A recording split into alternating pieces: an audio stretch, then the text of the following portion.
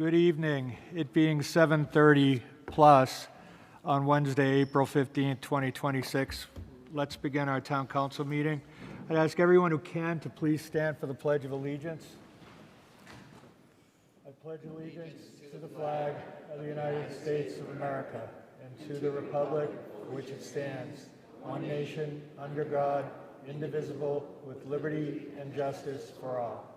Let's take a moment of silence to remember the people that are serving overseas and all those who are awaiting their return at home.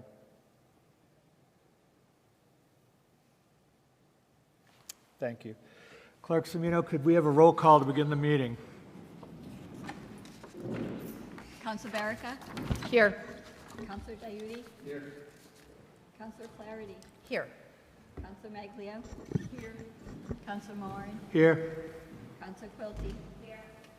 Councilor Reynolds? Here. Councilor Ringus? Here. Councilor Sterling? Here. Thank you. Are there any announcements from any of the councilors? Going once, going twice. Okay, go ahead, Councilor Ringus.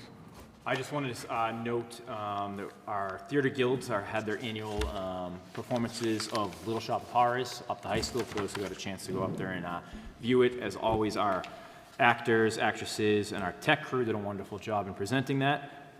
The same weekend, South Middle School put out their theatrical production of Annie, which is also a wonderful production for those who are able to get up there and see those younger actors and actresses and tech crew putting things together. And I just wanted to give a shout to Principal Kuther as well as Teacher Fredericks up at Braintree High. Last night was the National Honor Society induction. Myself, Councilor Flaherty, Councilor Baraka, School Committee Woman Tuffy were all there. It was a wonderful agenda. It was a wonderful event. It not only highlighted the wonderful things our kids do, both academically mainly, but also in the arts and athletics, but it was also a way to reflect on and recognize those faculty that have meant so much to the kids throughout their educational here in Braintree Public Schools. So thank you to Principal Kuther, to Teacher Fredericks, and for everyone who was involved in that procedure last night. Thank you. Thank you, Councilor Ringus. If there's no objection, I will go to an item that we just have briefly, if we could take out of order. There's been a request for same-night action on 26031. Is there any objection to taking this out of order, first of all? There is none. Does any councilor object to same-night action on Order 26031, Mayor Appointment to School Fund Committee? And this would also be followed, there are two appointments, so it would be 2631, 2632. Okay. Would anyone want to speak on Order 2631? Mayor? Thank you, Council President. As you will hopefully recall, at our last council meeting, we had introduced an ordinance creating the School Fund Committee, which was something that existed prior to the mayoral form of government, but was not included in the charter update. So this is reestablishing a committee that used to exist for the sole purpose of being the stewards of the Nathaniel Thayer estate that was entrusted to the town. As we had discussed at the last council meeting, the school fund associated with the Thayer Trust has $2.7 million in it, which is only accessible through the advisement of a school fund committee, as stated in the will. So the establishment of the school fund committee, which was done last meeting, allows us to now appoint members to that committee. I had shared my intent at the last meeting to appoint Justin Rollo and Councilor Moore and yourself as residents to this board, and selecting both of you due to your more close knowledge of current challenges on the town and school side. But really in the future, this would be a mayoral appointment to two residents of the town. Thank you, Mayor Joyce. Would any councilor wish to speak on this? Councilor Reynolds. I just want to say two great choices. Thank you, Councilor Reynolds. Okay, is there a motion on order 2631? Motion, upon the request of Her Honor, Mayor Joyce, the Town of Braintree, through the Braintree Town Council, and in accordance with Sections 2-10 and 3-3 and of the Town Charter, approves the appointment of Justin Rollo to the School Fund Committee.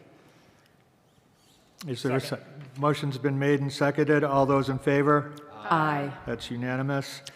Moving to 2632, I don't think we need to repeat ourselves on that. Would any council member like to speak on this one? Go ahead. No. Is there a motion on order 2632? Upon the request of Her Honor, Mayor Joyce, the Town of Braintree, through the Braintree Town Council, and in accordance with Sections 2-10 and 3-3 and of the Town Charter, approves the appointment of Peter Moran to the School Fund Committee. Is there a second? Second. Motion's been made and seconded. All those in favor? Aye. I will abstain. Thank you. Thank you. Now moving to the main order of business this evening. This is 2619 Superintendent of Schools, MSBA Statement of Interest, Core Project, Braintree High School, or any action relative thereto. Is there a motion to take off the table order 2619? Motion to take off the table 26019. Second. Motion's been a public meeting. So we will be allowing, the council will ask questions, the mayor will make a presentation, the superintendent of schools can also make a presentation, the chair of the school committee can speak. The council will ask questions. I will try to give each counselor 5 minutes of question time. Then there'll be another opportunity to either speak to where they are on the question, again for another couple of minutes, and then we would take a vote. So I just wanted to lay out and make sure that the expectations of how this order will be discussed this evening. Thank you. Councilor Baraka, Chair of the Ways and Means, recommendation on Order 2619. Thank you very much, President Moran. As reported last week, and I'll repeat again, the Committee of Ways and Means met on April 7th, 2026. We had a split vote on this, 2 in favor, 2 opposed, 1 absent. Thank you, Councilor Baraka. We have in attendance, in addition, Sarah Kaufman, who's the Business Director in Finance and Operations for Schools. I won't just say Business Manager. Director of Finance and Operations. Who would like to start, Mayor or Superintendent, whoever? Yeah. Okay. Superintendent will kick us off. Thank you. Superintendent Thank you, Councilor McDonald. Moore. Thank you, Town Council. Tonight I'm joined by our team here, our Mayor Aaron Joyce, as you know, Chair Justin Rollo, and our Director of Finance and Ops, Sarah Kaufman. Additionally, in the back, we have our Assistant Superintendent, Nora Vanaza, and our high school principal, Bob Kuther. I'm going to make a brief statement and then turn it over to Mayor Joyce, and we're happy, as you mentioned, to follow up questions. So, as you know, the school department, in partnership with the facilities department and the mayor's office, has prepared a statement of interest, an SOI, to the Mass State Building Authority, the MSBA, for Braintree High for your review and your possible approval. The SOI was approved by the school committee on March 2nd.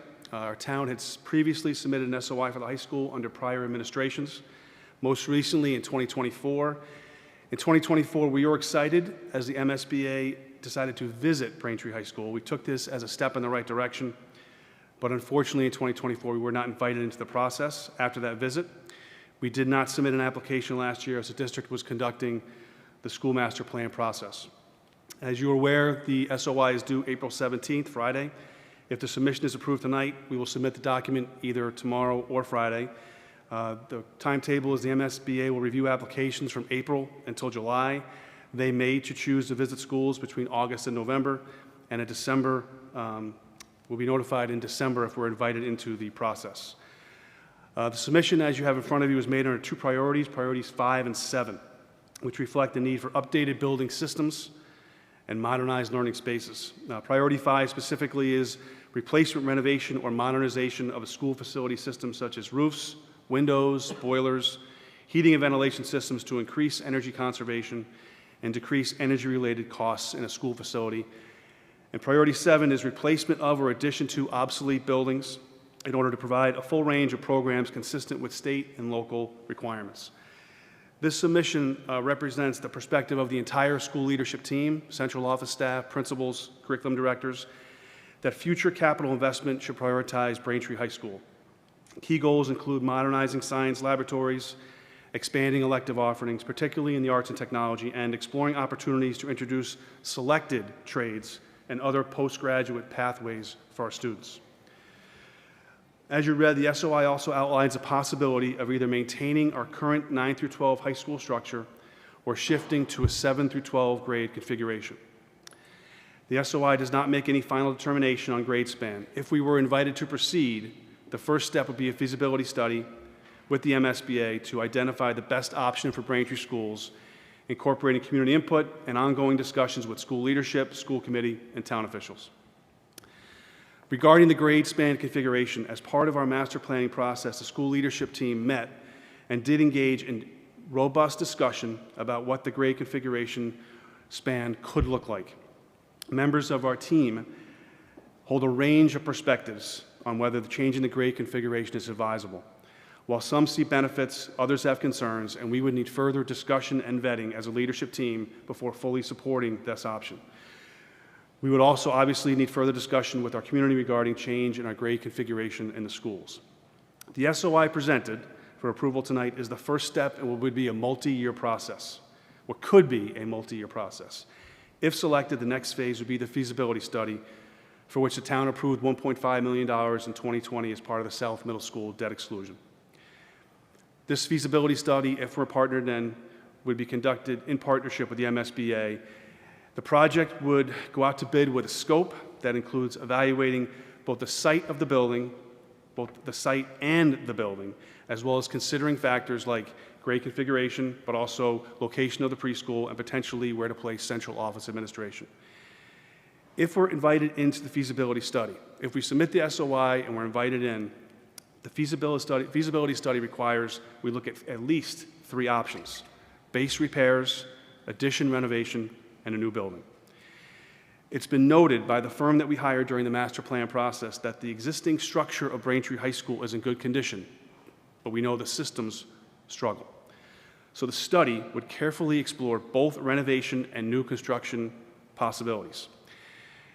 Based on conversations with the mayor's office, any significant modernization effort will likely require a debt exclusion vote, so we know we have to build strong community support as part of this process. If you approve this SOI and we are accepted into this process by the MSBA, I commit to meet with you at each school in our district with families to discuss options and answer questions. So I've been the superintendent now for 10 months, but I've been in the district for a long time. But seeing a different role in this job, in this capacity, I've spoken to more people, more stakeholders, more parents, more teachers, more students, have a different role in the leadership team, and have heard that a new or significantly modernized Braintree High School is a shared community priority. We're excited to potentially pursue this SOI because the high school impacts not only all of our students, but it has the potential to be a community resource for all our Braintree residents. So thank you for your consideration. I'll turn it over to Mayor Joyce. Superintendent McDonald, that was a great summary. Thank you. And I also want to thank the council for the consideration to table this and take this action up, to have its sort of standalone meeting, and give us some more time to ask questions, have questions answered. Echoing what Superintendent McDonald said, a new high school has long been a supported community project, and I think what we're trying to do different this time is ensure that, you know, if we are to engage in an effort with MSBA, if we're accepted in, that we can have a successful project, and a successful project is one that we can afford. So at the same time that we're thinking about long-term affordability of a potential building project at the high school, we're also looking at long-term affordability of our school's operational budget and long-term affordability of all the other buildings in our school's portfolio. So this process, while it's running alongside a master planning process and it's running alongside a budget process that still has its challenges, the one thing we've always held true is really working hard to ensure that we can afford a project that has already had community support through a prior debt exclusion to support a feasibility study.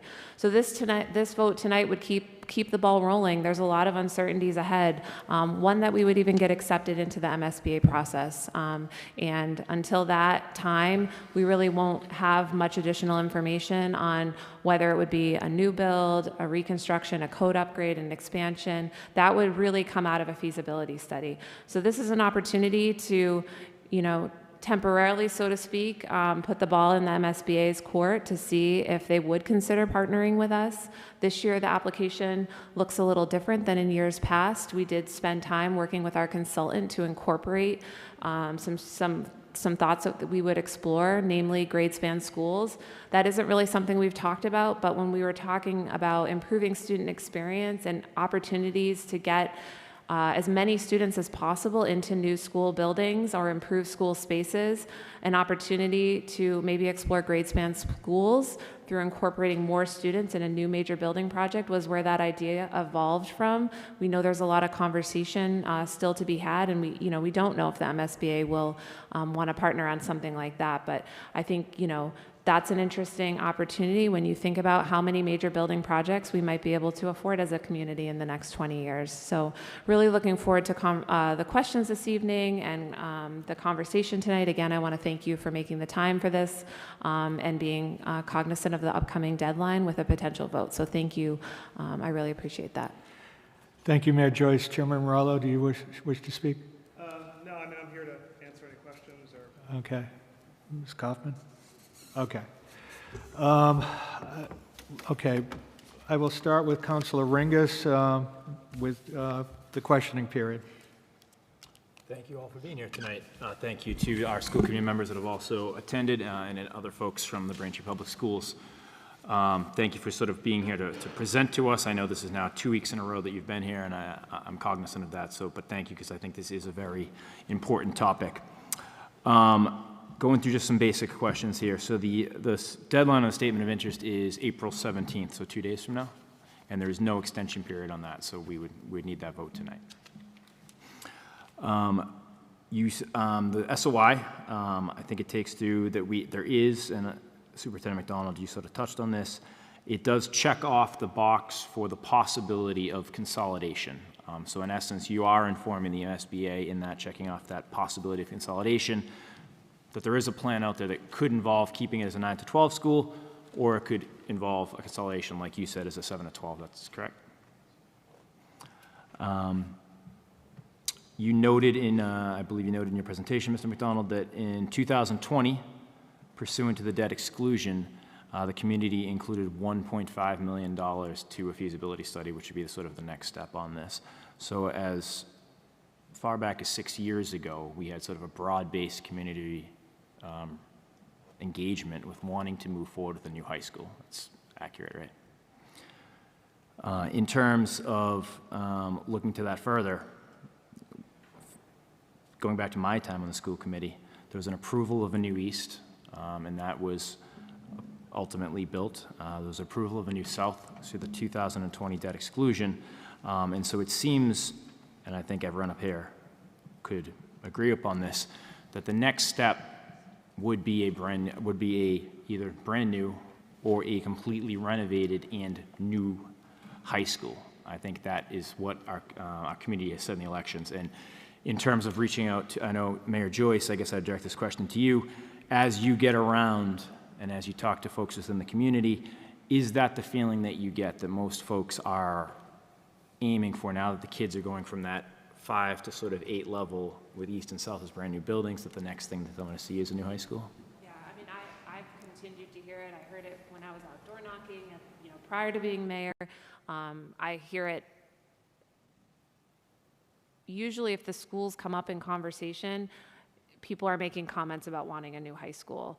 I think from the perspective of like the town, managing the town and the budget and everything, we just want to be really sure that we can afford that when we tell the community that, they should support that. And I think we've done a lot of work to make to clear the path to be able to afford it and have that conversation, but it continues to be, a topic. I think with middle school students in new buildings, it's more glaring to families and students when they go from a new building, a middle school building with like modern science labs, to the high school with, challenges in some of those spaces. It's a little bit more obvious, I think, and making the community bring it up more in conversation. I also think that it is the one school building that serves everyone, so it is something that whether you're on the east side of town or the south side of town, people are talking about it.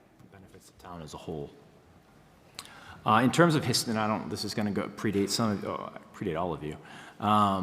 In terms of going back, how many years in a row do you have offhand that have we submitted the statement of interest on behalf of Braintree High? Make an educated guess, 6, except for last year. Okay. I think that's- And before that, I believe that we could even farther back to 2014 that we were submitting SOIs on behalf of the high school. That seem accurate to you? I don't know. I'm not sure. So I think we go back even farther than that. I think we had that one gap year where we didn't submit. I think going back, it has been sort of the school committee's purview to consistently submit an SOI on behalf of the high school. I think it was Dr. Hackett used to say that we weren't getting approved sometimes because of the fact that we weren't meeting some of the standards that other towns might meet. We were having these other partnerships with the MSBA for some of our roof projects or some of the other projects that might have been that we've worked on them with, including East and South.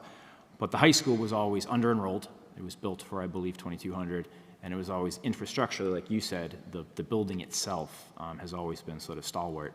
But I think you alluded nicely to the fact tonight that this isn't sort of a building problem as much as it's a systems problem. And I believe you said that the commitment on this and any sort of feasibility study to follow would be to really dive into what those systems look like and how we could make some progress there. Correct. Thank you. That's all my questions for now. Thank you, Councilor Ingers. Councilor Reynolds? Thank you. Welcome here this evening. Thank you again, all of you, for coming back for our discussion. So, kind of open up my questions. I want to set the table a little bit. So last Tuesday evening, I found to be a very, I'm going to be kind here. It was a confusing evening in terms of trying to get a discernment between the SOI and the school master plan. So I had a nice long discussion with the mayor. I've had an opportunity to read up on the SOI. I've had an opportunity to read through some of the documentation further that you gave me, that you gave all of us. And I've come away with a little bit of different point of view on the SOI separate from the master plan itself, from the school master plan. I think all of us would like to see better facilities for our high school students, without a doubt, myself included. How we get there, that is the $64,000 question. With inflation, maybe $64 million question. However, that still, I'm looking for a little bit of further clarity before I make my vote this evening, although that I think I have made some significant movement on that process in the last week, and certainly through further understanding. So what is the difference, and what is the difference when I look at the core, the MSBA core program process overview? This is something that I think you probably might be familiar with from the website or the MSBA. And there are 3 phases. And within those 3 phases, there's a total of 8 modules. We find ourselves tonight in the start of a preparation phase, which is all Module 1, the eligibility period, where we want to get ourselves to a point where we'll be invited in for a school, for this MSBA program and assistance. So a few of the things here that I'm a little bit, I'm trying to get some clarity around is that, and I know the mayor, and I want to thank the mayor for her time that she took to walk through with me some of my questions.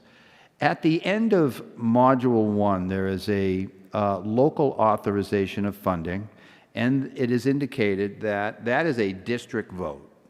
So my question is, what is the difference between local authorization of funding in Module 1 and the funding for the project, which also requires a district vote, in Module 5?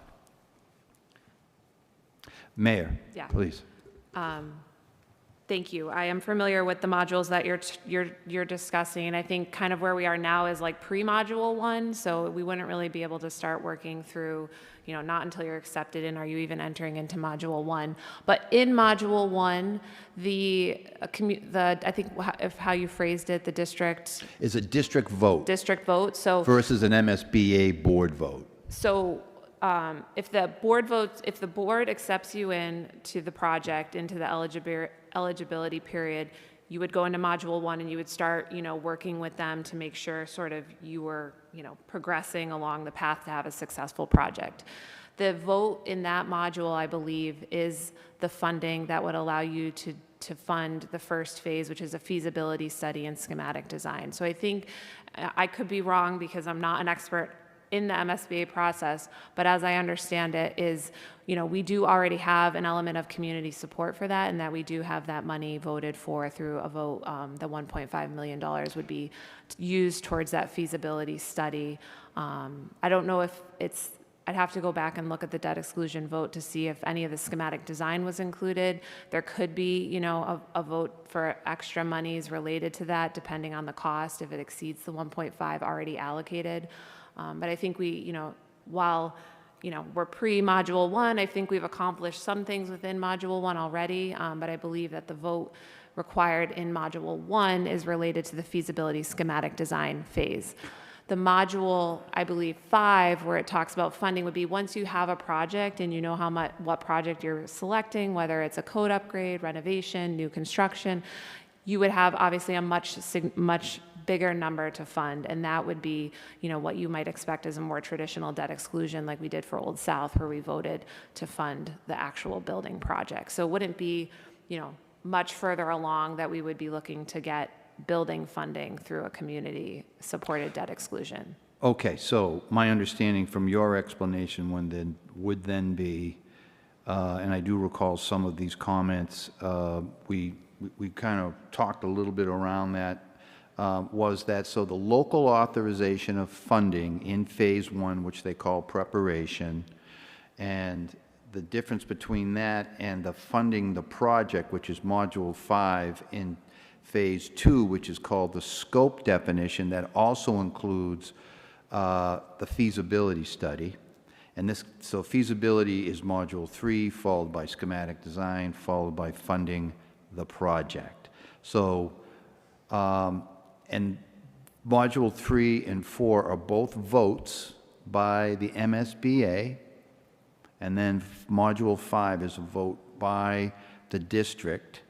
So that to me then would be your decision, combined with working with the school committee and the superintendent, is how would the town of Braintree fund its portion if we were invited into a process. So, as I understand it, getting invited into the process through the approval of what's in front of you tonight starts the path with the MSBA. Mm-hmm. Well, Okay. along the path, as you're working with the MSBA and the town side folks and school committee folks, you're churning away on a project, you do a feasibility study, you get lots of options, you pick the option that makes sense, you factor in affordability, and then you have to, in collaboration with the MSBA, get to a point where you're presenting a project with a cost to the voters to help fund it. Thank you. So right, okay, so thank you. That answers that question for me, and I do believe, Mr. President, that there would be an opportunity later on for any kind of follow-up question.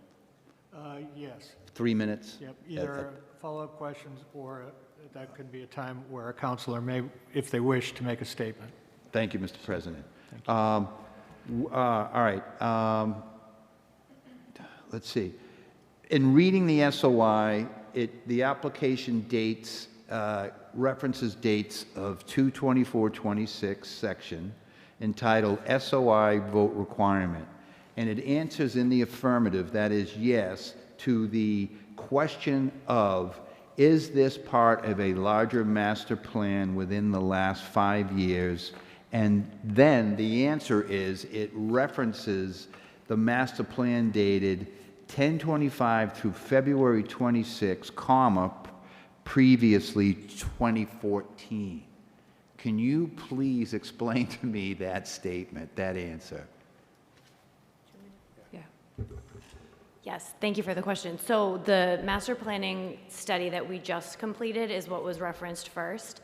There was a prior master planning project that was completed by a company called Habib and Associates in 2014, and that is the prior master planning project that this SOI That was built referenced upon later on. previously. Yes. Okay, thank you. So your answer tells me that there is a master plan? We have a master plan presently?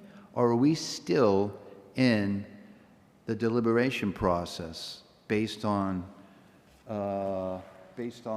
the options provided to us, summary of explored elementary options?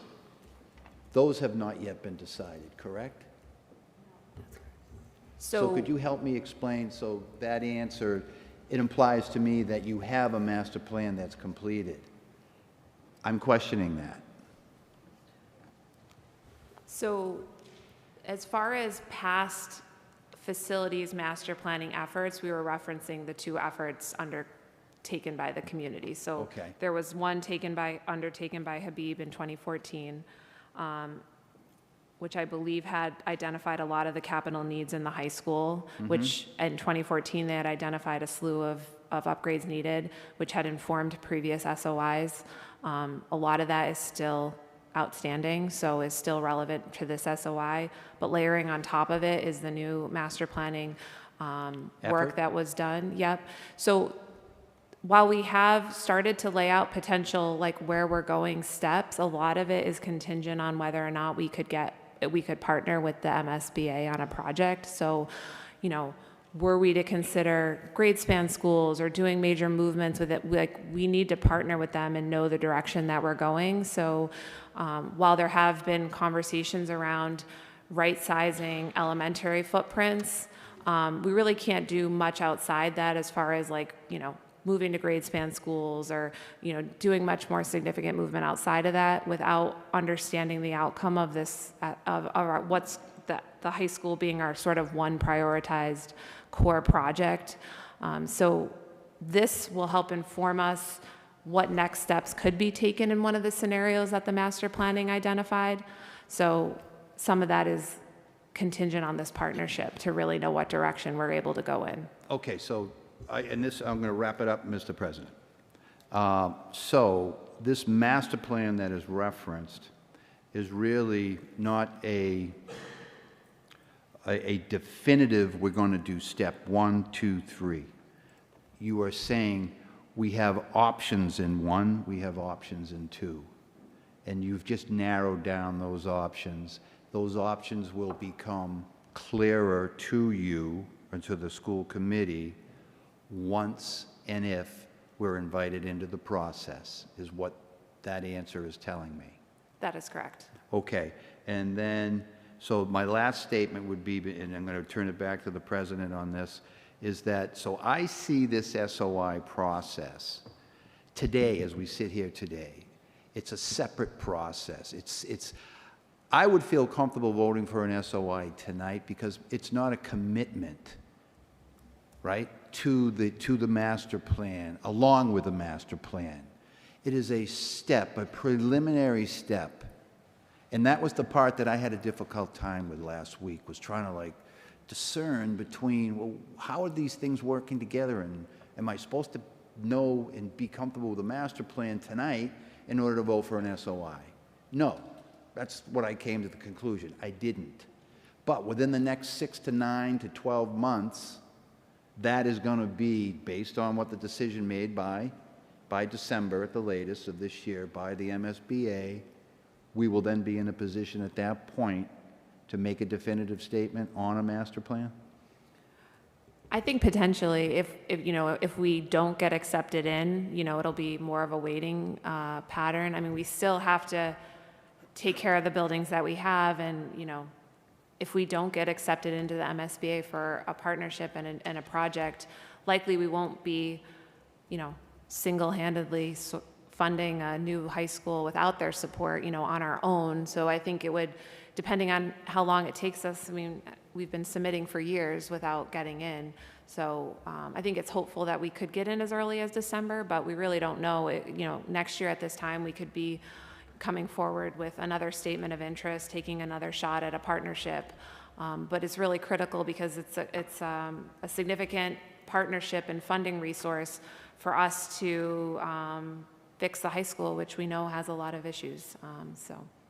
Thank you. Thank you, Mr. President. Thank you. Council Flaherty, anything? One question. Sure. So we've been submitting SOIs for many years, and we've never been invited to partner with the MSBA yet. But 2024 was the first year that the MSBA came to visit our community and speak to officials in person. Is there any conventional wisdom or sense we have on what that signals, if anything at all?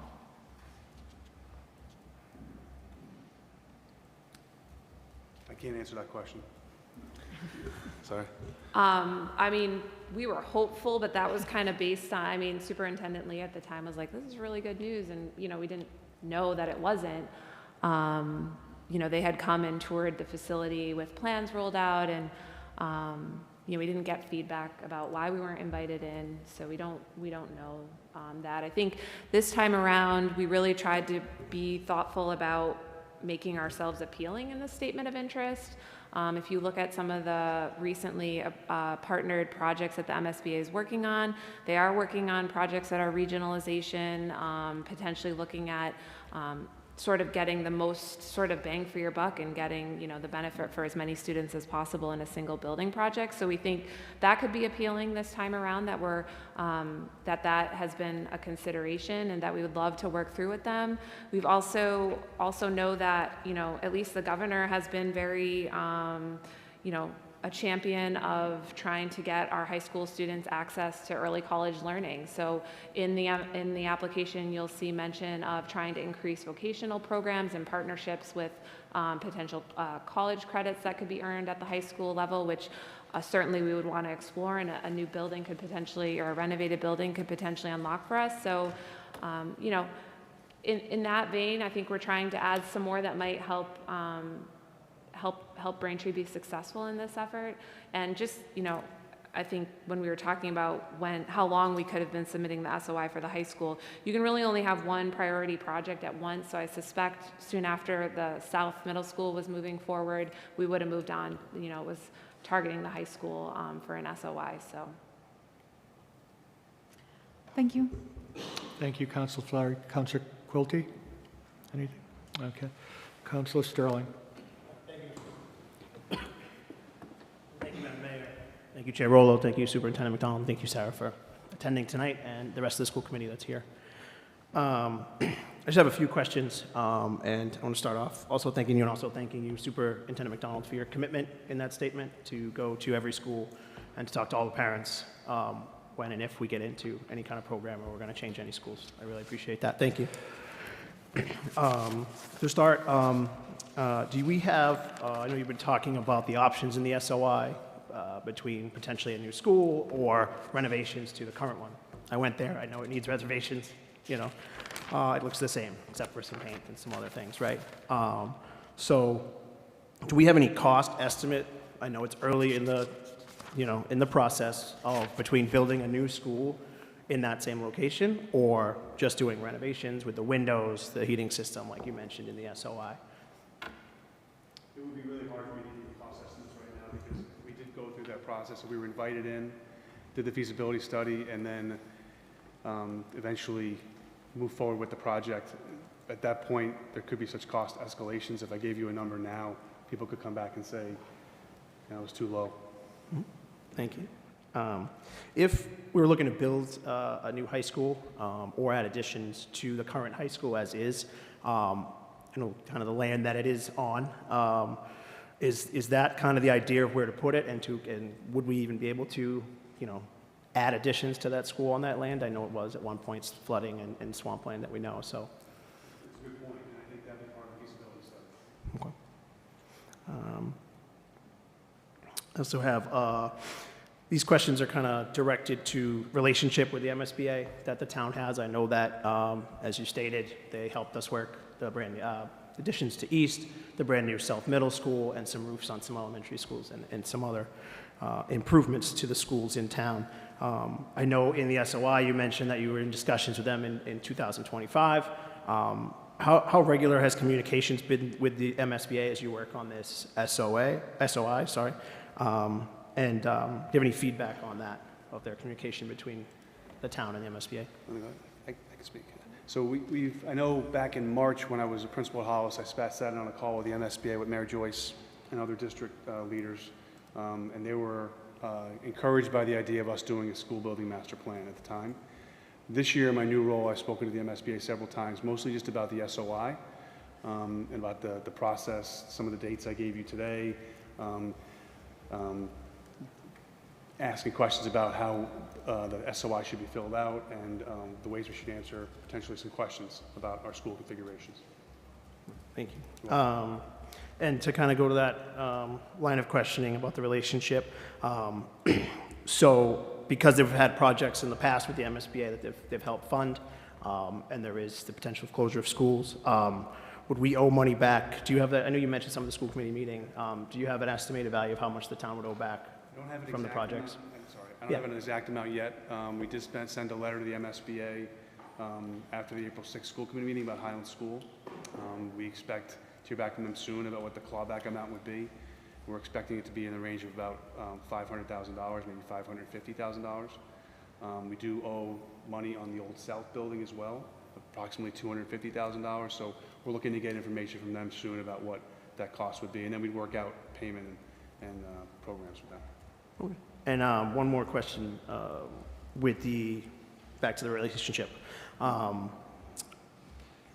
When, there was a letter sent to the town, I think it was 2 years ago, kind of discussing potential closure of schools and notification of 6 months prior to the closure of schools to the MSBA.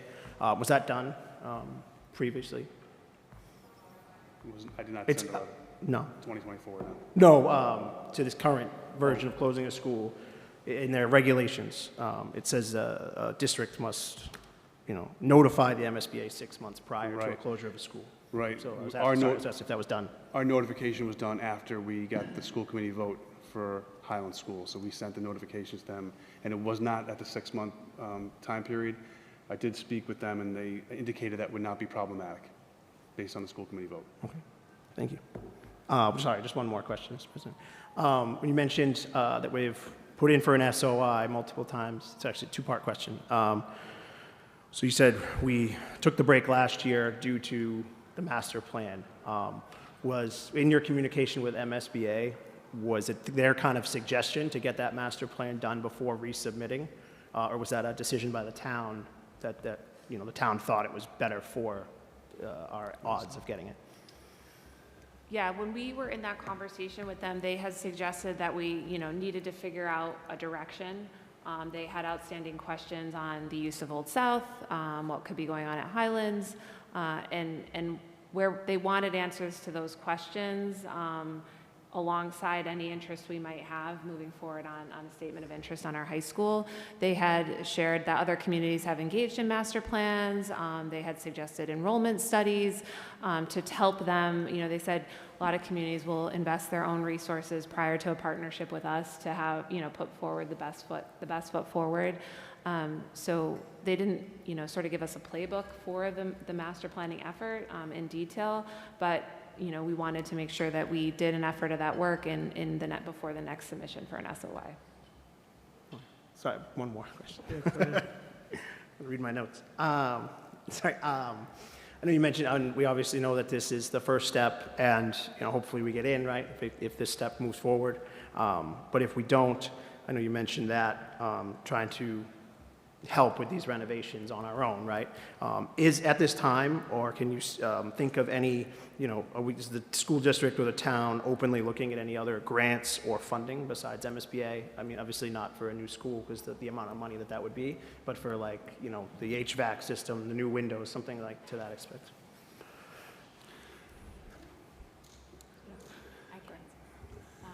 I know that the facilities department does sometimes look for grants related to projects that could happen at the school departments. A lot of times they're related to like green projects or opportunities like that. I'm not aware of any significant grants that would help us do any major renovations at the high school at this time. Thank you very much. I appreciate it. Thank you, Mr. President. Thank you, Councilor Sterling. Councilor Diary? Nothing? Okay. Councilor Maglia? Thank you very much. Thank you, everyone, for being here. So I have kind of two directions of things that I'd like to talk about, and this one would just be around some questions that I have. Could I ask you, did you just say that a department does some of the grants sometimes for like green initiatives for schools? Which department is that? The facilities department. So the facilities department for the town? Yes.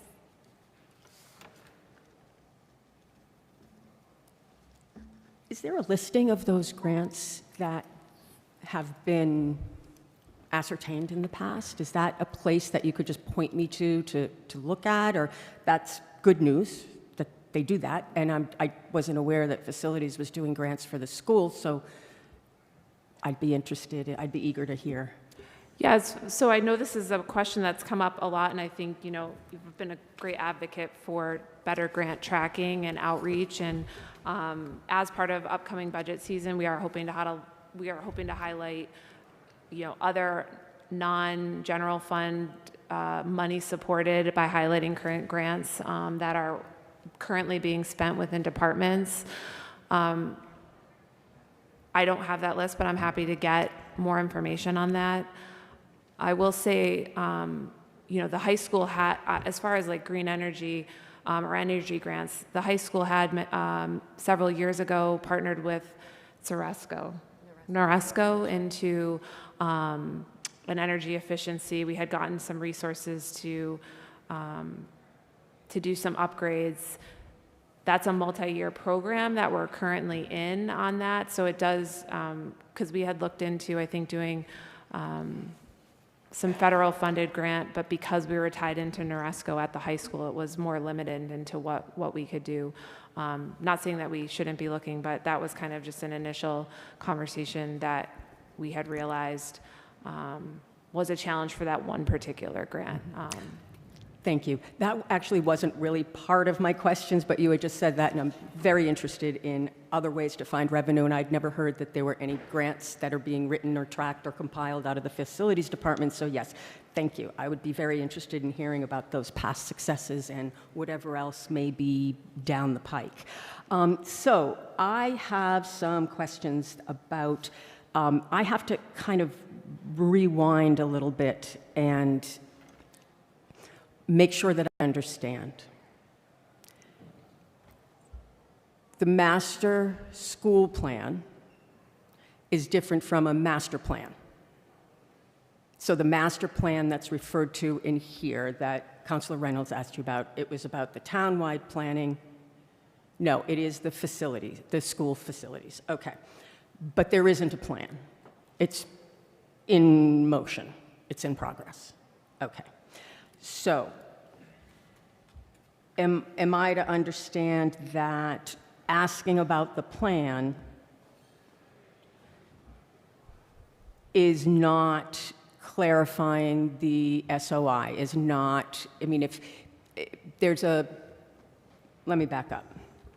What are the schools in Braintree school system? What are the schools in the Braintree school? Yeah. We have Flaherty Elementary School, Ross Elementary School, Morrison Elementary School, Hollis Elementary School, currently Highlands Elementary School, which is shifting to Old South Elementary School, Liberty Elementary School. We have East Middle School, South Middle School, and the high school. And then we also have the school building of the Colbert Administration Building. Thank you. Those are a lot of buildings. So when you say right-sizing elementary schools, can you just explain what that means for non-engineers like me? I think for the last couple of years, and probably prior to that, when we shifted into the middle school model of 5 through 8, we had moved a grade out of the elementary school level. That was, originally done to free up space in the elementary schools. But when you combine that move out of the 6 schools with what we've seen as a decline in enrollment within the last 10 years, and we don't expect to really change from that much, relatively stay stable for the next 10 years, we do have more classroom space than we need, as we've been advised by, we had discussed that during redistricting efforts last year. That was also confirmed through our master planning effort this last year. When I first became mayor and was talking with the schools, with Superintendent Lee, he had also, expressed that, and that was, when we were talking about efficiencies within school department funding, trying to shrink the footprint in the elementary school was a strategy when we had done the initial study of cost drivers for the schools. This sort of spread outness and the neighborhood schools, the 6 elementary schools was a cost driver for us that we could potentially evaluate to realize efficiencies and potential savings on. I think I got off track from answering your question. That's but- okay. So I guess where I'm really having a hard time following is we have a school system with all these schools for all these kids. And we're saying that we're moving forward in this direction with this school. It's not part of a plan, but we're building a plan. And depending on what happens with this school will also help shape this plan. Would that be an accurate representation? Okay. But yet we know in this plan that we're already shutting down schools. We just don't know what's going to really happen for some of them. So we know that Highlands was voted on and will be moving to Old South. Okay. There's also on the slides, part of option 2, option 3, and all of that, that Ross is next on the chopping block. And it seems like there is a plan, but it's not really, it's on slideshows and flyers, and yet there's no actual plan until it's voted on, and it's not voted on until it comes up at the school committee. And at the school committee, there's not a lot of, I don't know what the school committee is basing their information on. I would imagine it's what the consultants have developed, right? So how can these major decisions be made about the high school, about other places, without having a sense of what that impact is? So for example, a high school, when we look at the high schools that are being built today, they're 200 million, 300 million. 5, 6 years down the road, it's going to be $500 million. So it's $250 million that the state is willing to put in, and then the other 250, Braintree needs to come up with. Braintree families, Braintree voters, Braintree residents, everybody, right? We're a town. We're one town. But it feels like we're only a town for the high school right now in this process. And I feel like I'm seeing, it's not feeling, I'm just seeing that there is a reluctance to really name what's going to happen. And I think that is short-sighted, because I think we need to bring the town along on all of this, particularly if there's going to be a price tag of 100, 200 million that we have to come up with, that we're going to be paying down for years. And I guess I will get into my other line. Can I have do you mind? You have a few more minutes. I'll give you Okay, a few thank you. So let me say a couple of things. In 2020, the vote for the debt exclusion, I'm one of the people that voted for it as well. I supported a debt exclusion for all the things that were on that ballot. particularly for a new high school. The difference is I was voting as a resident then, and now I vote for things as a counselor. And I need to vote on behalf of the people in my district. And pausing a plan is not against the outcome of that plan. I have received texts and messages that I'd just like to share with people about punishing future high schoolers, being short-sighted about the needs of the high school. Couple of other messages. I'm hearing about, how the high school, what the high school needs is so much more, and the kids deserve it, and I am cheating them out of that for having paused a vote for a deadline that is still 2 days away. And I have to say that that is outrageous to me, because one of the things I pride myself on, because many people I know sent these emails to me, is I do my homework as best as I can. And when I can't get the information, I go to a meeting. And when I don't get the information at that meeting, I go to the next meeting and I speak. And then when I go to the next meeting and I speak, and I'm still not getting anything back, I use my position here to say, we need information, we need to have a solid plan, we need to move forward together. But I'm not getting it. As recently as March 16th, we were told that anything is possible. The town is still asking for involvement and participation, and yet then a week later, all of a sudden, votes were on the table. And a week after that, I said, well, if they're going to vote next week, then I'm going to go there, and I'm going to get up and I'm going to say my concerns. And the week after that, more other counselors went and spoke, and then the week after that, we get a letter of support, an SOI, that you guys voted on Monday, and we get it on Tuesday, and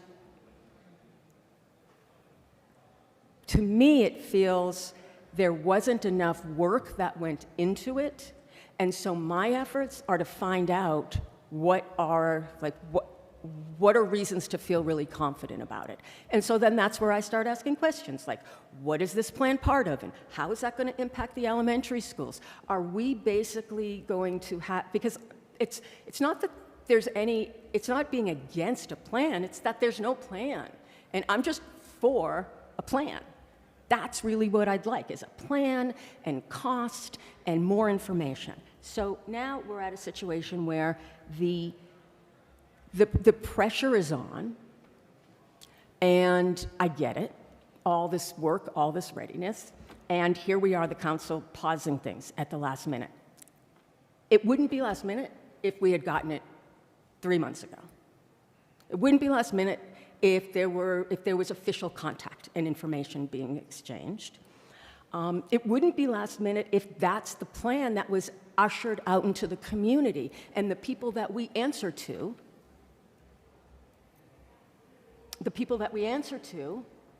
could be as aware of all the moving parts as we are. So I'm going to pause there because I know I've gone on, and I'm going to turn it over. Thank you. Thank you. Thank you, Councilor Maglio.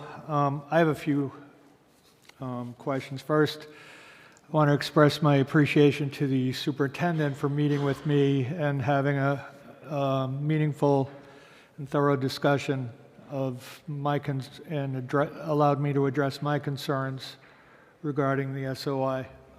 Many of them were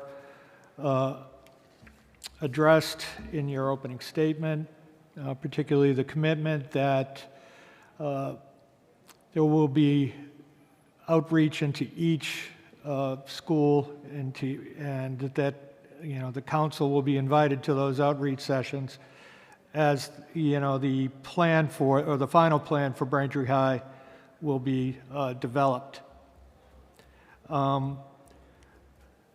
I do have a question, and I brought this to your attention. In the SOI, there is a note that in FY25, the school budget was reduced by $3.5 million and 43 positions were cut. On page 228 of our budget book for FY25, it shows that there was a $4.5 million increase in the FY25 school department budget. I think it's more attributable to the reduction in staff is that there was a reduction from the request of an additional $3.5 million so that for level services. There was a reduction of 44 personnel, but that wasn't attributable to a reduction in budget. There was a reduction in the increase in the budget that ensued. And those 44 personnel that were laid off represented roughly 5% of the school department employees. Between 2020 and 2025 alone, we are enrolling 400 less students, which is like a 7% decrease in the number of students in that time. So I think it would be appropriate to correct that assertion that there was a reduction in budget when in fact there was an increase, primarily attributable to the passing of the override.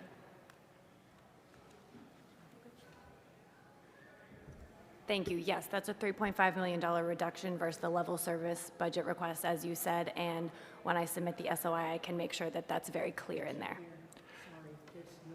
Okay, but I think my trouble with that is the question isn't about level services. The question is about, did your department experience reductions in budget? And the answer is no. You received a 5 or 6% increase that year. You did not get a level services budget, but based on the fact that you're serving 400 less students, you really, there's an argument to be made that you didn't need the personnel that you had, and you hadn't made adjustments in prior years. In fact, while the number of students was decreasing, the number of employees was increasing until FY25. So I think it's important that we accurately reflect the funding that has been provided. Otherwise, I think this is going to be questioned. I want to see this succeed, unlike the last, what are we, 0 for 16 on this? I want to see, if we're going to do it, we should do it well. We should be right about what we say, because we've made mistakes in our processes repeatedly. Good faith mistakes.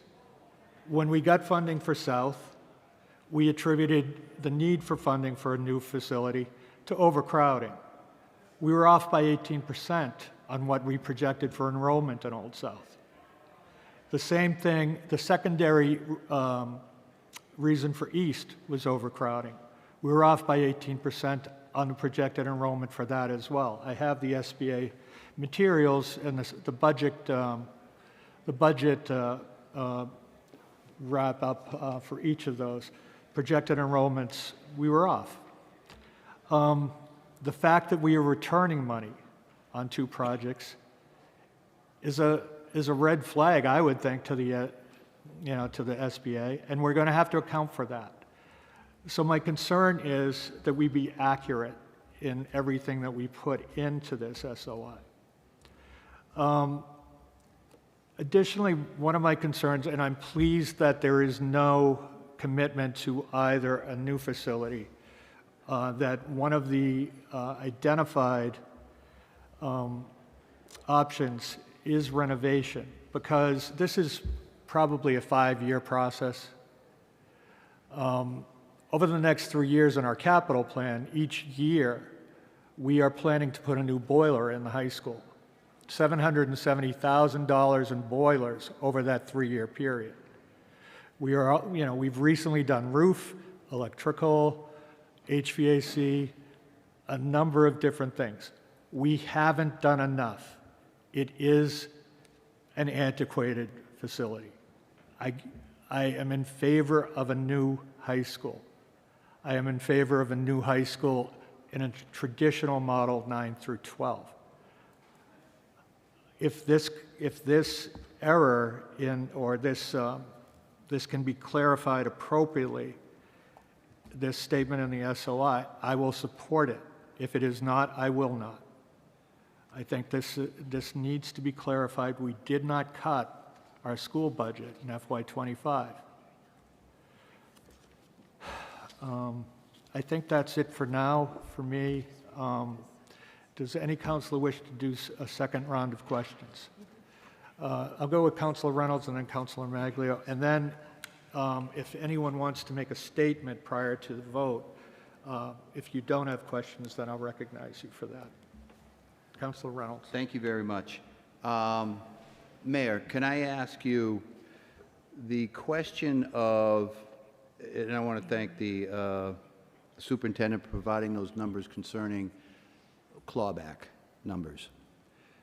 Will any clawback numbers be paid from the school budget or the town budget? We don't know what the clawback mechanism payment schedule will be like or where it will come from. One example, when we were talking to the MSBA about a year ago, they had said if you have open projects, they'll work with you through monies on that. You know, like potentially if they were going to give you $1 million towards South and you were going to claw back 500, maybe they'll only give you 500,000. So I feel like there's a lot of unknown into what that will look like at this point, but we do expect to have more clarity on that in the next couple of weeks. Great. So you will be working with MSBA then, and that answer will then be forthcoming. Thank you. I appreciate it. And then just one more question. You know, I think a theme that I'm hearing this evening, and I think it is both, I think between the school committee and this town council, there is a want for us to work more collaboratively together, for us to work in having those lines of communication be more efficient. So what we're asking, what I would like to ask, is that we're going to have a number of important milestones that we're going to hit on this process as we move forward over the next year. And I would ask that there be a more forward-looking notification of information that's coming out regarding your deliberations as a deliberative body and the decisions that you're making. I just, again, I had heard from another counselor this evening that the lead time for us left some challenges, and our ability to fully comprehend and understand the differences, my own concerns as well, of the nuances of multiple objectives that are trying to be reached here. There's a process, there's going to be a cause and effect process, and again, Mayor, I want to thank you for really being instrumental in helping me understand this process better. But I think in hindsight, we could have used a little bit more time. I'll just be very clear on that. We could have used more lead time. And particularly since I see that the master plan, or excuse me, the SOI is dated back in the end of February, even another week would have been better for us. So, and that is said in the spirit of cooperation, the spirit of collaboration. I'm not here to try to bang anybody. I really and truly want us to be able to work collaboratively because of what's at stake.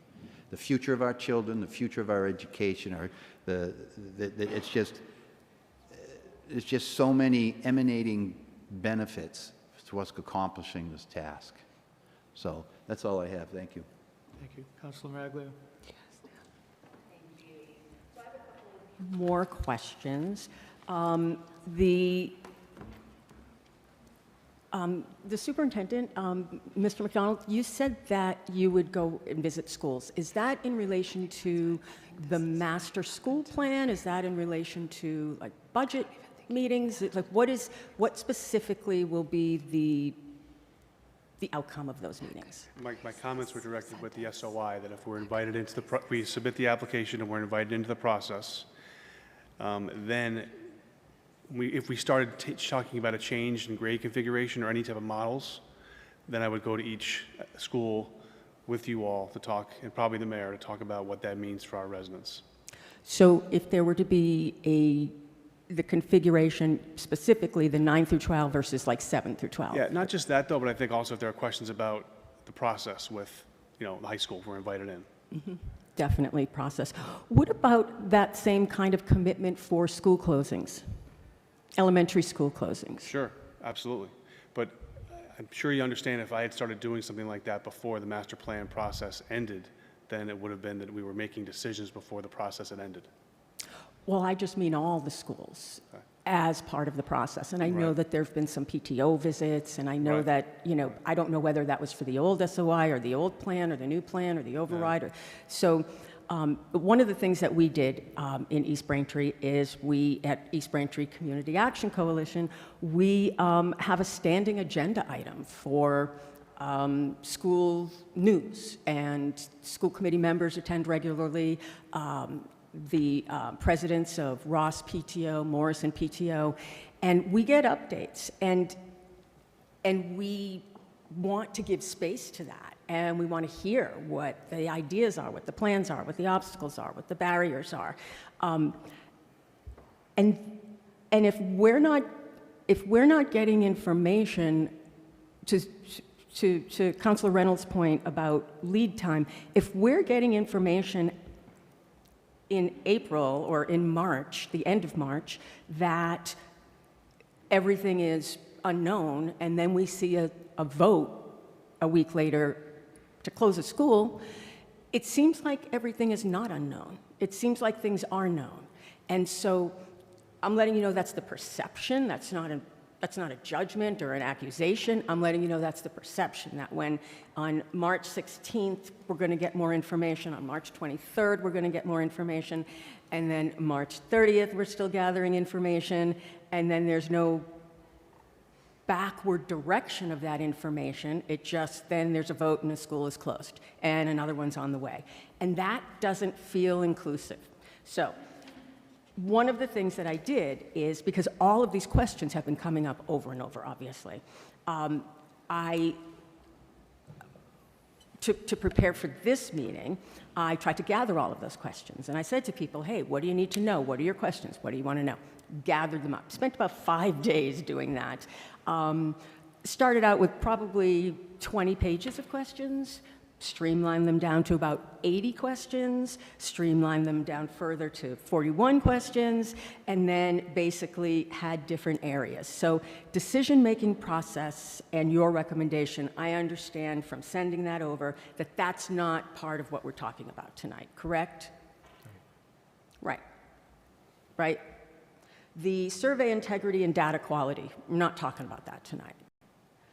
The consultant work product and data discrepancies, the financial analysis, the alternative options, equity, impact, anything that involves an elementary school, it's basically not connected to the high school.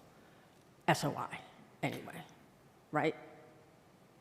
I think just another way I'm hearing this is, for the master planning effort, there were scenarios, potential scenarios that came out of that. Every scenario included a successful partnership on the high school. So every scenario contemplated that would be our core priority project, that we would continue to move forward while we tracked next steps on the master plan. So while they are running side by side and they're connected, moving the SOI forward on the high school was contemplated in every scenario, option, plan. So it is part of the master facilities plan then. It's not really separate. It's part of it. It's an initiative, it's an objective, it's an aim, and it's part of the plan then. Right? The high school is one of our schools, and the master plan covers all of our schools. So in that light, yeah. Okay. So then let's go to commitment. what kinds of other commitments can we get around community process, information, participation? How do we make sure? Because the other thing is that, everybody wants the council not just to automatically go through and say, done, done, done. People want us to be knowledgeable about what we're voting on. People want us to be involved. People want this to be successful, and that's one of the ways it can be successful. So the idea that we are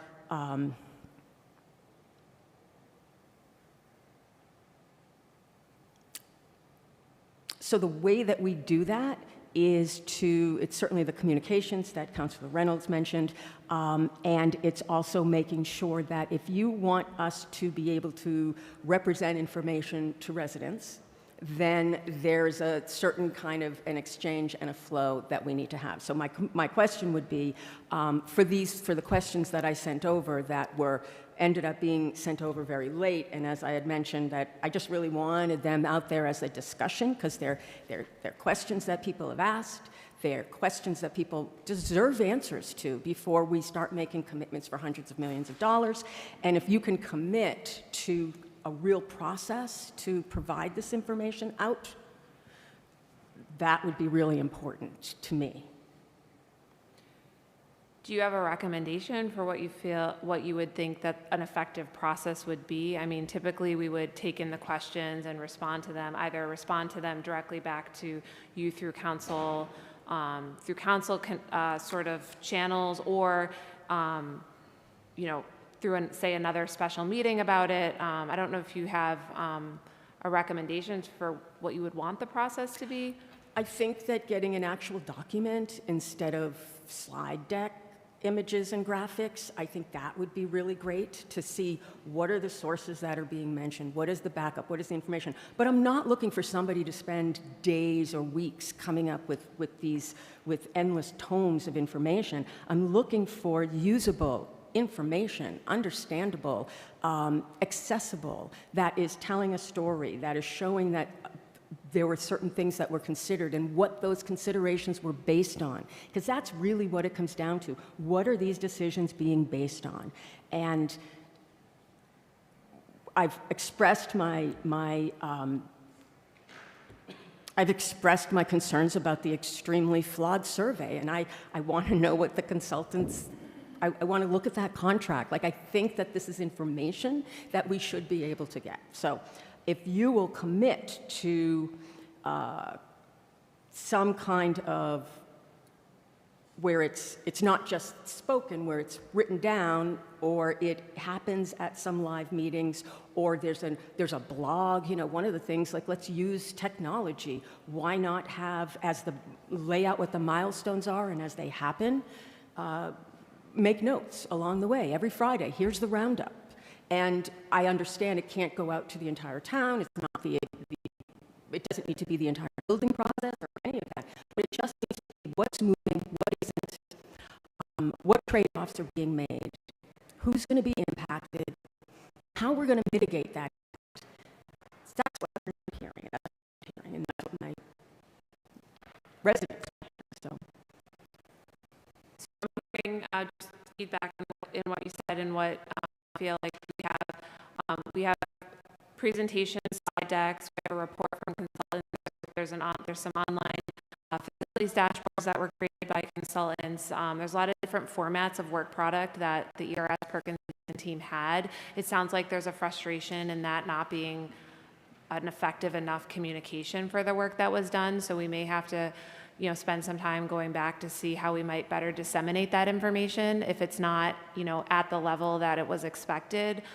We were relying on the consultant to lead sort of the presentation of information to the community, and it sounds like maybe we missed the mark on that, for it to be easy to understand or that accessible to people. So maybe I'm happy to work with you on that if that's something that you think would be helpful. But it sounds like we need to one, make sure that all the data is accessible, which I believe much of it is, and if we're missing anything, like maybe raw survey data or something like that, contracts, we can get the contracts for the work through to whomever wants that. That's all public record.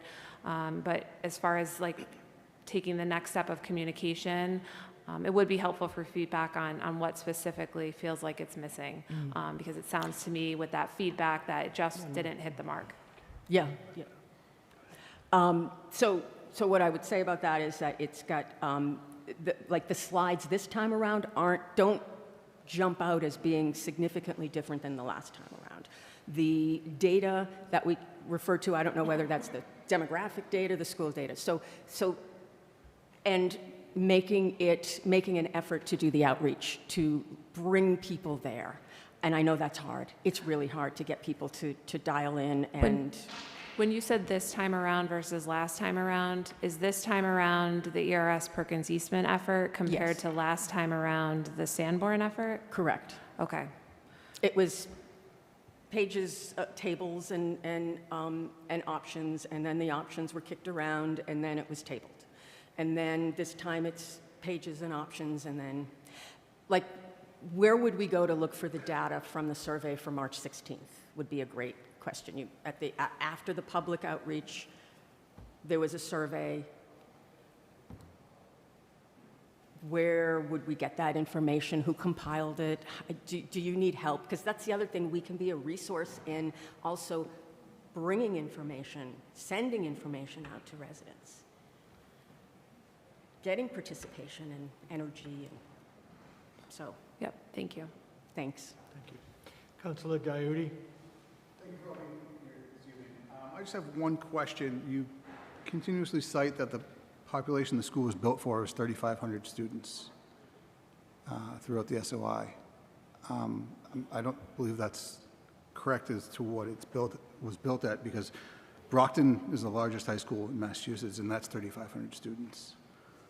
So I'm just curious if you can either adjust the number as to what the student population for the building should be, or provide an explanation as to... There were 3,200 students there when I went. Were there 3,200? Yeah. Okay.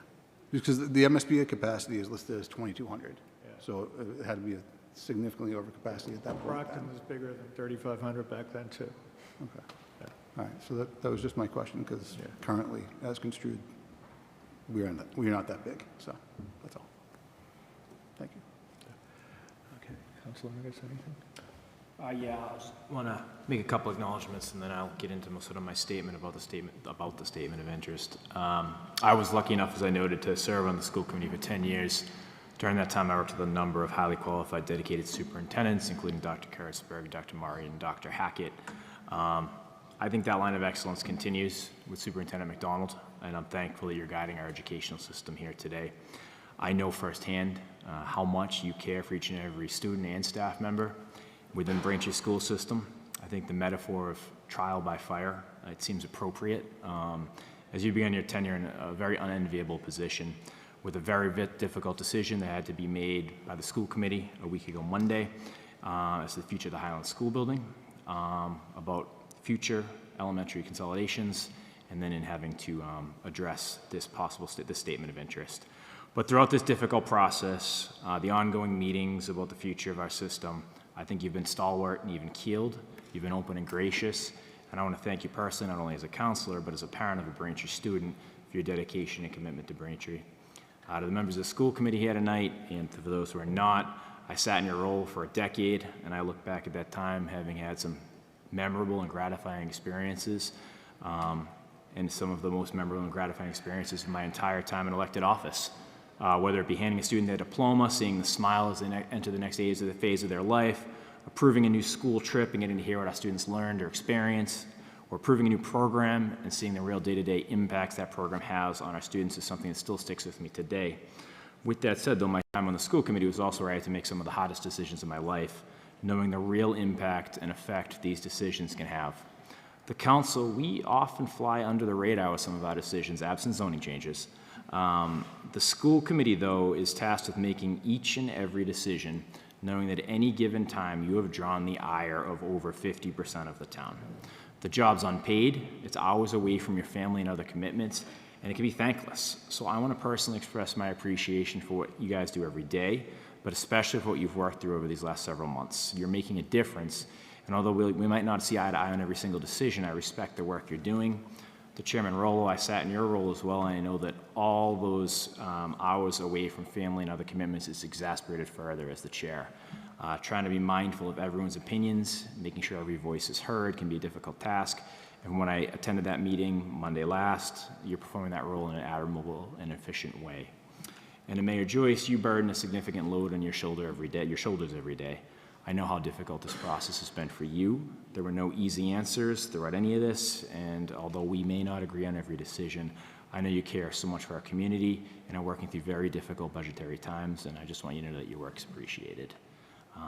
As to the submission of this SOI, as I've noted a few times now, I spent a long period on the school committee, and during my tenure there, we commissioned studies that presented various options for the problems that we faced at the time I was on that. That was elementary schools that were bursting at the seams. Various proposals were looked at, some of which included the shuttering of neighborhood schools and going to 3 main elementary schools, or closing some of our schools with redistricting.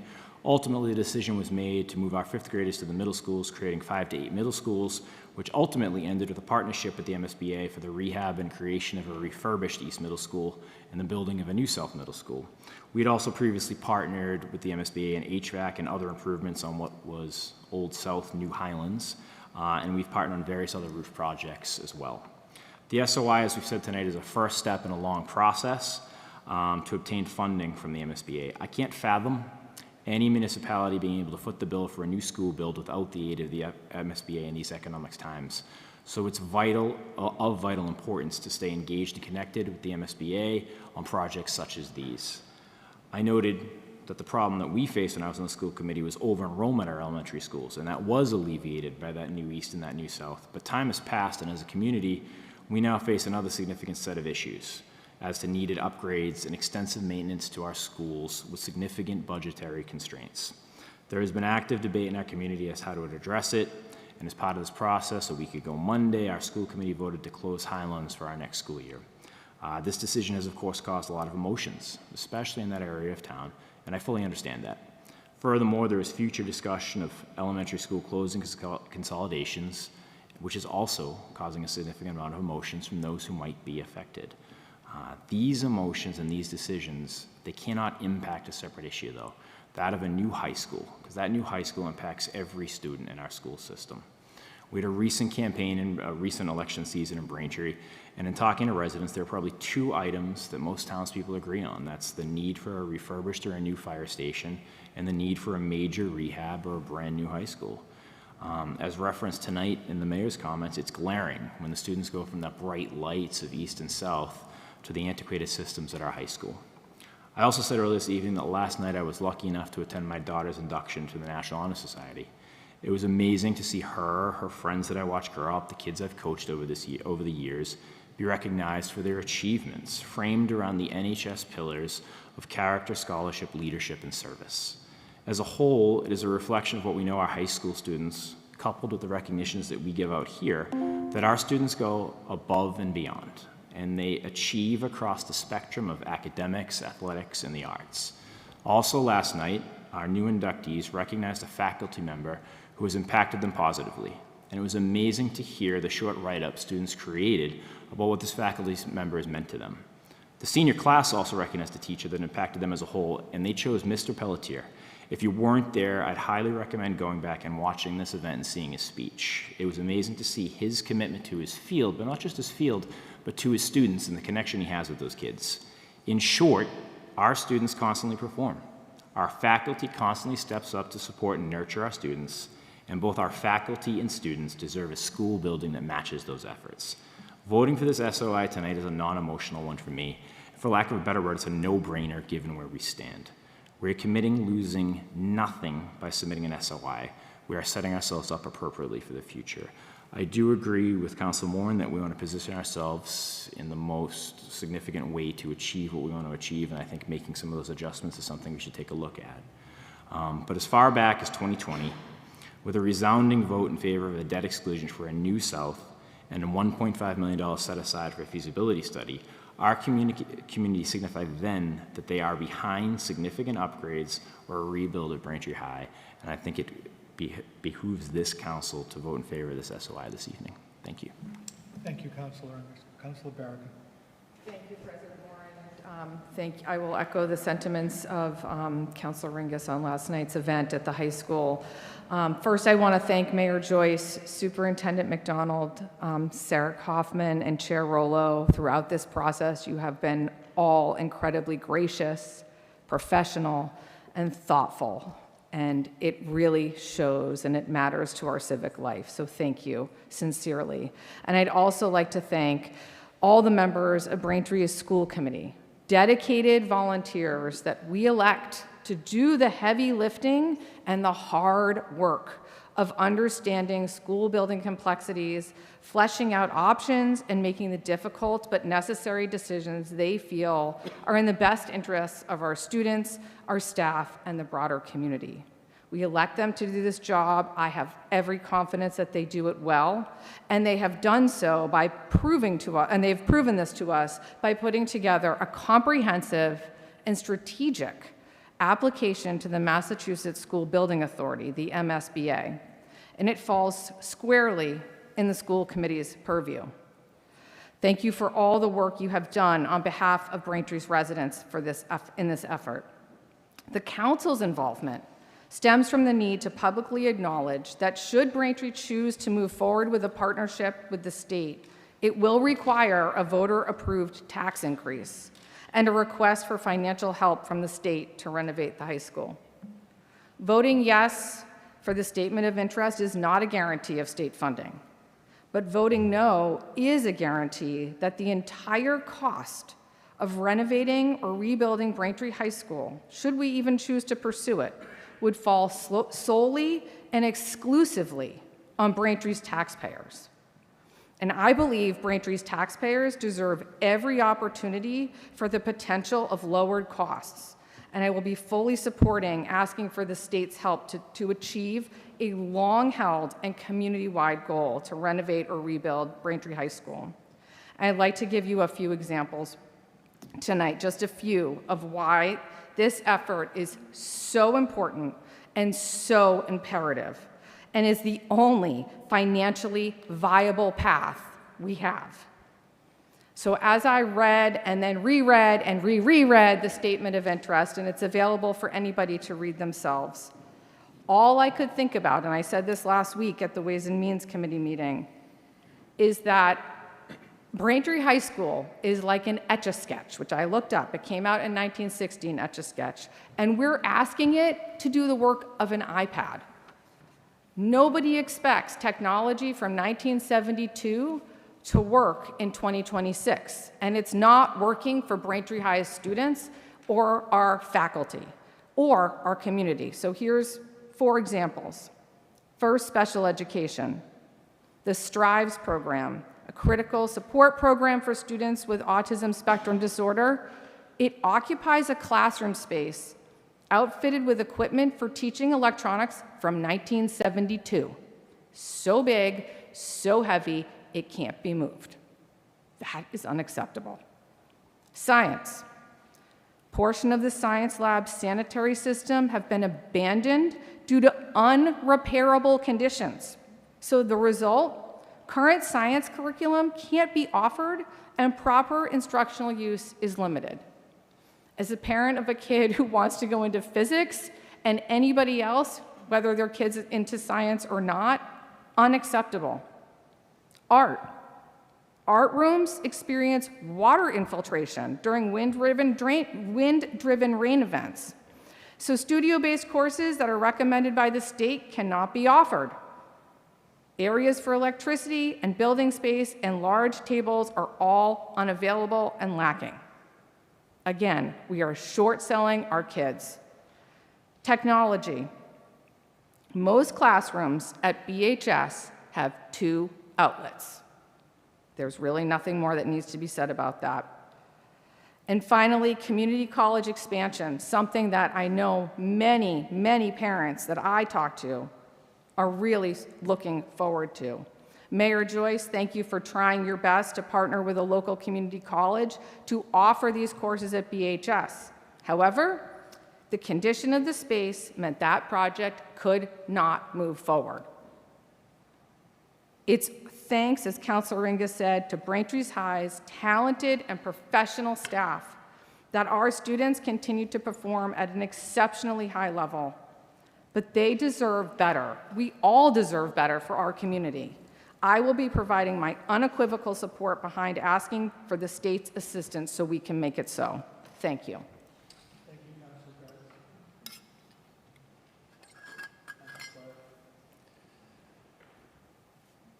Thank you. So here's how I've been thinking about this issue. As we've talked about, back in September of 2020, Braintree voters approved a debt exclusion to fund the cost of conducting a feasibility study should the MSBA agree to partner with us in an effort to update and modernize our high school facility. That vote wasn't even close. There was 71% approval on that. And since that time, I have voted to support every high school SOI that has come before me because I view that 71% as a direct mandate from this town. And I know that there is urgency in getting this done. The building is now 6 years older and 6 years shabbier than it was when the debt exclusion passed. And we are financially mired in a reactive maintenance cycle that we just can't get ahead of. The building is always too hot or it's too cold, and the plumbing leaks and the windows aren't watertight, and the total amount of investment now needed just to bring the building up to where it should be is estimated at $50 million. But our capital program for the whole district is only $1 or $2 million a year. And that includes covering needs like curriculum purchases or technology replacements. This is not a problem that we can solve without financial assistance from the state. No matter what plan we adopt, no matter what our vision is, it's necessary. I am aware that a great deal of concern over this SOI is connected to the ongoing process of mapping out a school facilities master plan. The school committee has done an admirable job of making that complex task as transparent as possible with public meetings and informational meetings and a website.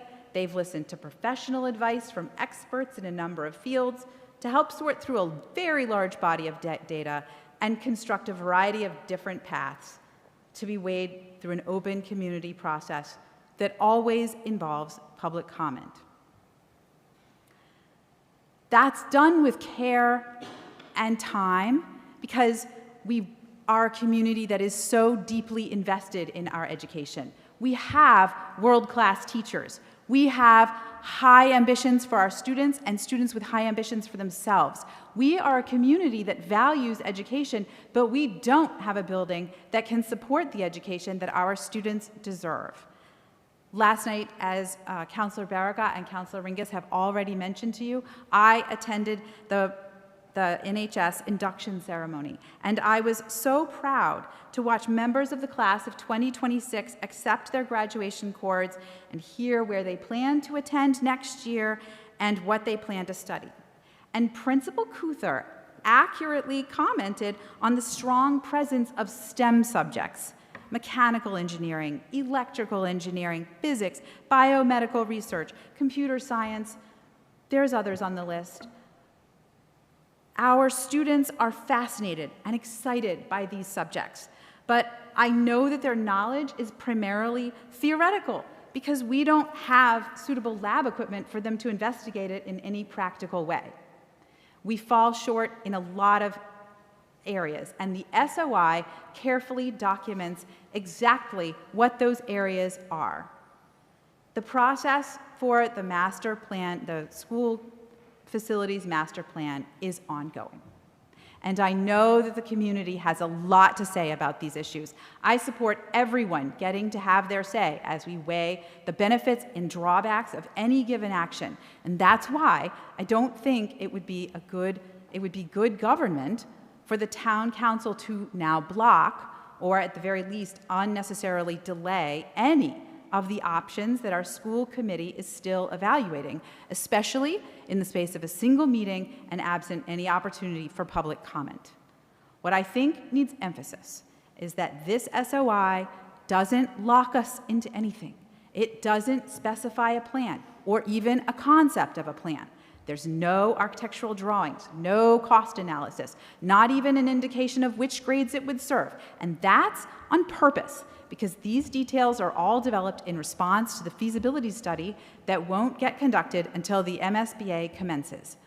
All the SOI does is document the current physical state of the high school and the extent to which its condition interferes with our teachers' ability to deliver instruction. Its entire case, its entire purpose, is to build a case for why our high school, our community, and our children deserve a share of the state tax resources that we all pay to support. Because I can promise you, if we turn our backs on this process, the MSBA will find some other community to give it to. This is about our community, our children, and their future, and they are counting on us to fight for them. And that is why I will vote to support this SOI tonight. Thank you. Thank you, Councilor Flair.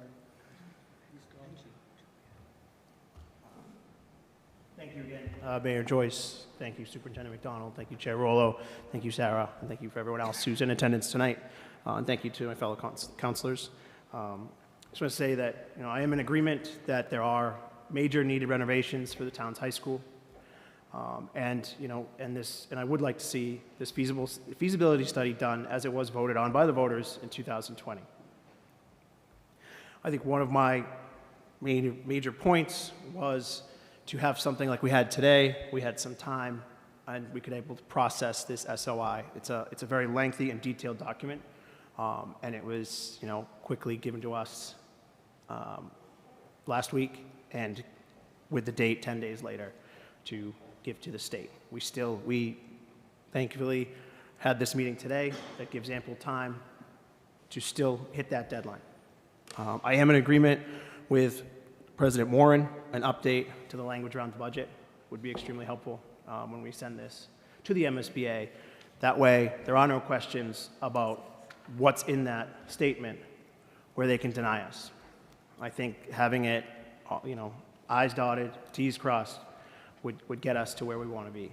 I also appreciate all of your openness tonight and answering our questions throughout the night, and for the multiple options that's in the SOI and no commitment on any of those options to see where the MSB comes back with us. And I hope that our relationship with the MSB continues to be strong as it has been in the past, so I hope that communication between the town and the MSBA continues through this process and through any other process that we have, whether it's other schools or other projects we need. So I appreciate that. Thank you so much.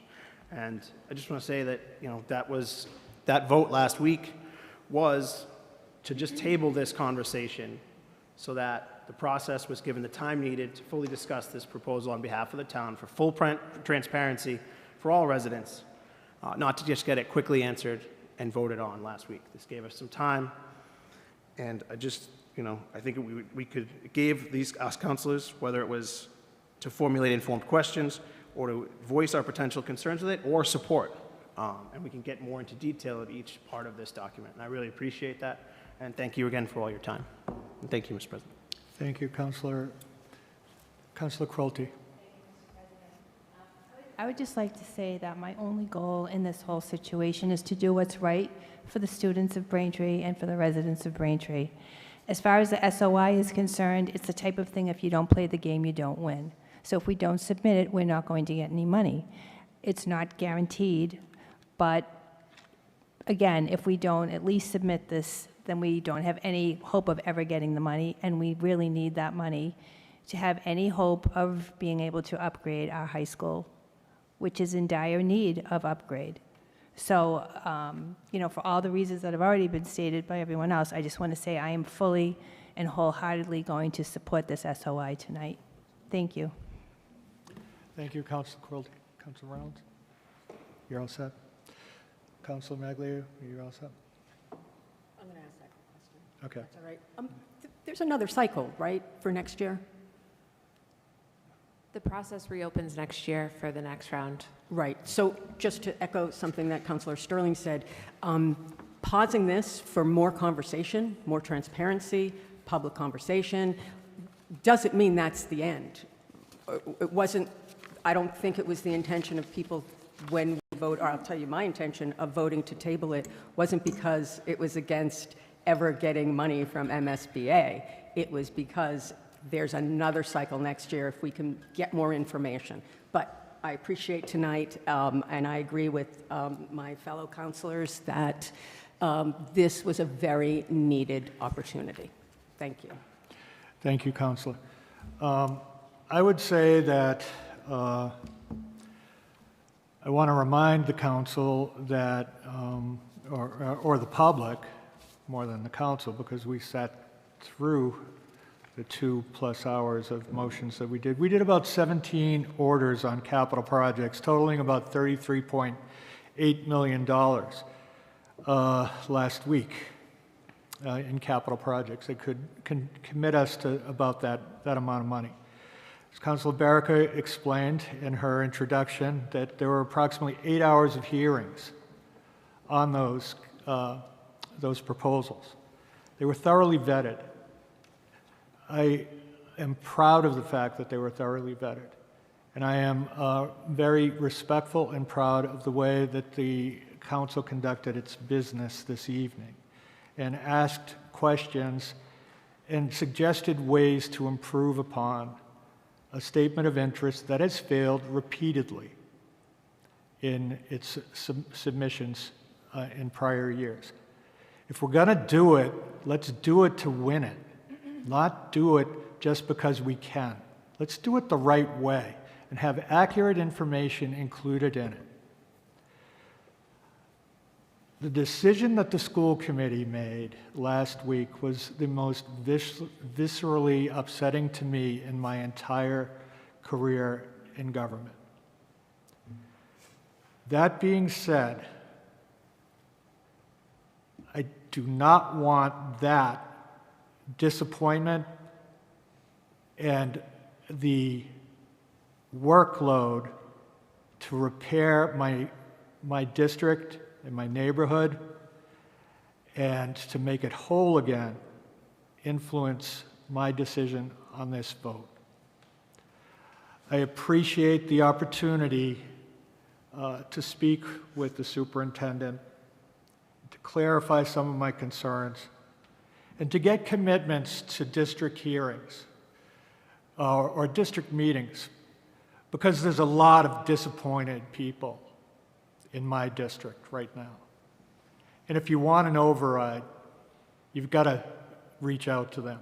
Because at the end of the day, even if we get this SOI, we're going to need a vote. And if one thing that they do in the Highlands is they turn out to vote. They turned out for the overrides, they turned out for the debt exclusions, and you're going to want them to turn out for this one. So you better start reaching out, and you better start with a good transition to Old South. There's a lot of work ahead in that area. And we're going to be talking a lot about it. I hope we're doing it in public, and I hope there's an opportunity for my neighborhood to have a say in what goes on there. That being said, I want this to pass. I want this to pass tonight, and I want it to be accepted by the SBA, because it's in the best interest of the town. So if those corrections are made. While we were talking, we had proposed some revised language, so I'm happy to see if that might be a consideration or if some other language is suggested, so I'm happy to share that. Sure. So the question was made in the comment about whether or not the recent budget approval process resulted in an operating budget reduction and the impact of the reduction to the school district. In the first sentence of our response, the district had said, in fiscal year 25, the school budget was reduced by about $3.5 million and 43 positions were cut. The alternative language we could consider is, in fiscal year 25, the school department did have a reduction in force of 43 positions, while the school department budget was still able to grow at 5% thanks to a successful override. The growth did not meet the needs to maintain all staff. Thank you. Okay, that makes sense. Also, I would suggest that one thing that we are doing differently than most other communities is we paid for East on our own budget without a debt exclusion. That's $2.7 million in principal and interest payments that we carry on our operating budget that other communities do not. We should include that. Because that inhibits our ability to fund a more aggressive capital plan for the schools. So if we include that language as well, I think it enhances the SOI. The fact that we are investing without debt exclusion, because we were told, quite frankly, at that time, that the SBA wouldn't approve it because we'd never passed an override before. So there's no mention of that in there, but if you could find a place to incorporate that, I think it would enhance the SOI to show the commitment that the town of Braintree makes to its schools that is extremely unusual in comparison to that is made in other communities. It goes above and beyond what other cities and towns do. We did it within our own tax base, not with a debt exclusion. So it's like we're doing work with one hand tied behind our back, and we deserve credit for that from the SBA. Thank you for the opportunity to comment. Thank you for the counselors for their careful consideration of this. Is there a motion for Order 2619? Here is the motion. Having convened in an open meeting on April 15, 2026, prior to the SOI submission closing date, the Town Council of Braintree, in accordance with its charter, bylaws, and ordinances, has voted to authorize the superintendent to submit to the Massachusetts School Building Authority the statement of interest form dated February 24th, 2026, for Braintree High School, located at 128 Town Street, Braintree, Massachusetts, which describes and explains the following deficiencies and the priority categories for which an application may be submitted to the Massachusetts School Building Authority in the future. Priority number 5, replacement, renovation, or modernization of the school facility systems, such as roofs, windows, boilers, heating, and ventilation systems, to increase energy conservation and decrease energy-related costs in a school facility. Priority 7, replacement of or addition to obsolete buildings in order to provide for a full range of programs consistent with the state and approved local requirements. And hereby further specifically acknowledges that by submitting this statement of interest form, the Massachusetts School Building Authority in no way guarantees the acceptance or the approval of an application, the awarding of a grant, or any other funding commitment from the Massachusetts School Building Authority, or commits the town of Braintree or the Braintree School Department to filing an application for funding with the Massachusetts School Building Authority. Motion is made. Is there a second? Second. Motion is made and seconded. Does anyone want to speak on the motion? Who hasn't? All those in favor? Aye. All those opposed? It is unanimous. Thank you. Okay, I believe since we took the matter out of order, I think we're all set. Our next meeting is scheduled for April 29th, 2026 at 7:30 p.m. Thank you to BCAM for televising. Dave and Jerry. Bill, get better. Is there a motion to adjourn? Motion to adjourn. Motion made and seconded. All those in favor? Aye. That is unanimous.